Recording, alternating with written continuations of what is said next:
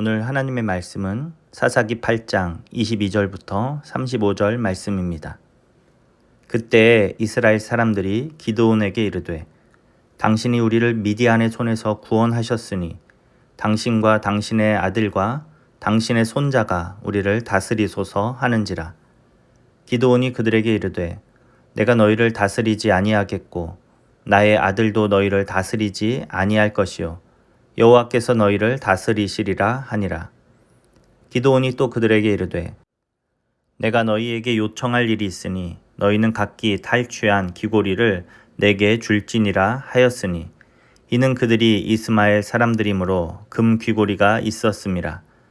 무리가 대답하되 우리가 즐거이 드리리이다 하고 겉옷을 펴고 각기 탈취한 귀고리를 그 가운데 던지니 기드온이 요청한 금 귀고리의 무게가 금 1700세겔이요 그 외에 또 초승달 장식들과 패물과 미디안 왕들이 입었던 자색 의복과 또 그 외에 그들의 낙타목에 둘렀던 사슬이 있었더라. 기드온이 그 금으로 에봇 하나를 만들어 자기의 성읍 오브라에 두었더니 온 이스라엘이 그것을 음란하게 위함으로 그것이 기드온과 그의 집의 올무가 되니라. 미디안이 이스라엘 자손 앞에 복종하여 다시는 그 머리를 들지 못하였으므로 기드온이 사는 40년 동안 그 땅이 평온하였더라. 요아스의 아들 여룻바알이 돌아가서 자기 집에 거주하였는데 기드온이 아내가 많으므로 그의 몸에서 낳은 아들이 70명이었고 세겜에 있는 그의 첩도 아들을 낳았으므로 그 이름을 아비멜렉이라 하였더라.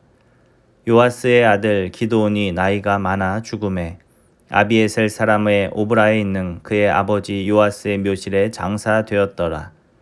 기드온이 이미 죽음에 이스라엘 자손이 돌아서서 바알들을 따라가 음행하였으며 또 바알브릿을 자기들의 신으로 삼고 이스라엘 자손이 주위의 모든 원수들의 손에서 자기들을 건져내신 여호와 자기들의 하나님을 기억하지 아니하며 또 여룻바알이라 하는 기드온이 이스라엘에 베푼 모든 은혜를 따라 그의 집을 후대하지도 아니하였더라.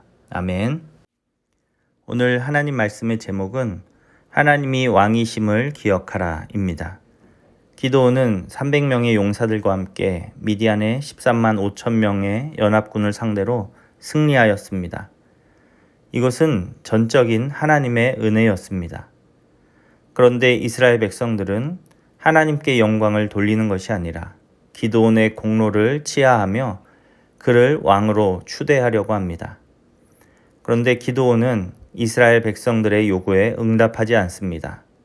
그가 이렇게 이야기를 합니다. 내가 너희를 다스리지 아니하겠고 나의 아들도 너희를 다스리지 아니할 것이요 여호와께서 너희를 다스리시리라.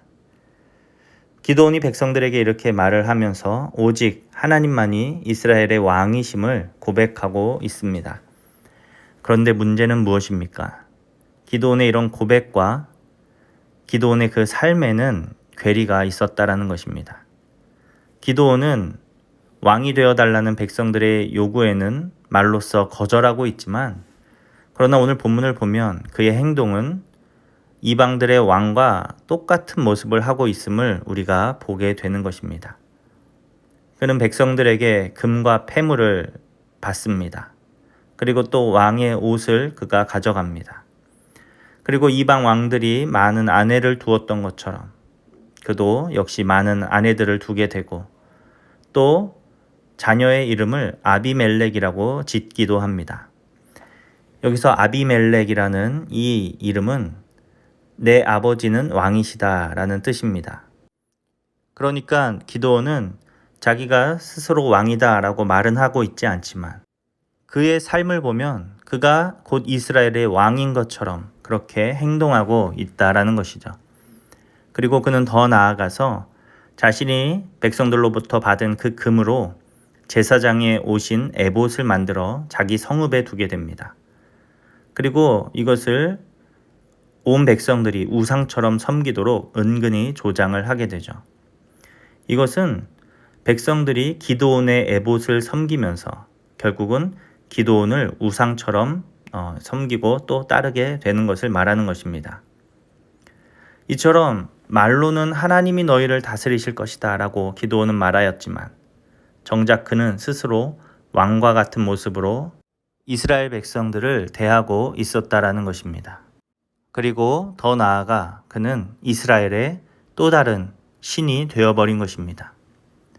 그런데 시간이 지나자 그렇게 신처럼 떠받들어지던 기드온도 결국은 죽게 됩니다. 그때 백성들은 금세 기드온을 잊어버리고 다른 우상을 찾아 섬기기 시작합니다.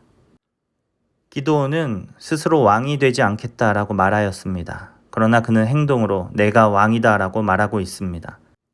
이런 기드온은 이스라엘을 미디안의 손에서 구원하는 그 구원자의 역할을 감당하기는 하였지만 그 이스라엘 백성들의 고통의 원인인 우상에서 그 백성들을 건져내는 데에는 실패하였던 것입니다. 결국 기드온의 집에도 또 이스라엘 백성들에게도 다시 어둠의 그림자가 드리워지고 있는 것입니다. 이런 문제들이 일어나는 이유가 무엇입니까? 하나님께서 은혜를 주시고 전쟁을 이기게 하셨음에도 불구하고 여전히 우상을 떠나지 못하는 이유가 무엇입니까? 오늘 이스라엘 백성들에게 왕 대신 하나님에 대한 인정이 없었기 때문입니다. 백성들은 승리의 주인이신 하나님을 왕으로 인정하지 않고 그 자리에 기드온을 초대하고 있습니다. 또 기드온은 말로는 아니라고 하지만 그의 삶으로 스스로 하나님의 자리에 앉아서 왕 노릇하고 있었던 것입니다. 그 결과 이스라엘은 하나님께로 돌아가는데 실패하고 여전히 우상의 길을 걸어가고 있는 것입니다. 사랑하는 우리 성도 여러분, 하나님이 우리의 왕 되심을 잊지 마시기 바랍니다.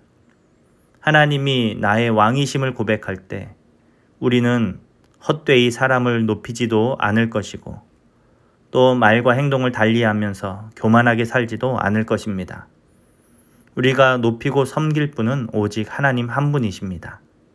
사랑하는 우리 성도 여러분, 하나님만 자랑하십시오. 하나님만 높이십시오. 그때 하나님이 주시는 은혜와 평안을 누리게 될 것입니다. 오늘 이 말씀을 기억하며 우리의 삶 가운데 우리의 왕 되신 하나님을 인정하고 고백하며 그분을 찬양하는 그런 삶으로 살아가는 저와 여러분 될 수 있기를 간절히 바랍니다. 기도하겠습니다. 하나님 감사합니다. 연약한 우리들의 왕이 되어주셔서 우리를 지키시고 돌보아 주심에 감사합니다. 우리가 우리의 왕이신 하나님을 늘 기억하며 그분의 은혜에 감사하며 살아가는 주님의 백성들 다 되게 하여 주시옵소서.